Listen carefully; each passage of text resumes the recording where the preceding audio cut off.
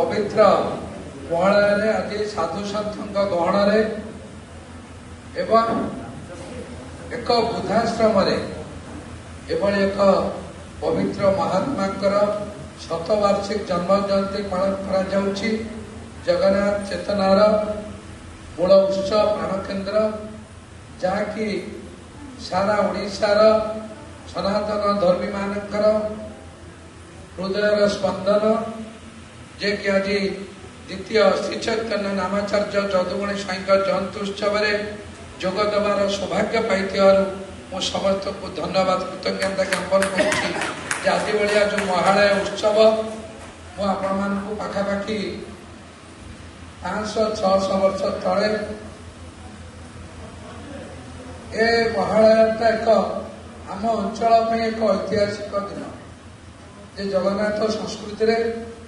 महालय पर्वर एक गुरुत्व अच्छी एवं विशेषकर 1525 मसीह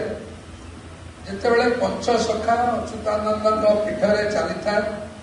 आजिकल आपण मैंने अच्युतानंद महापुरुष पीठ निर्माण कहते जे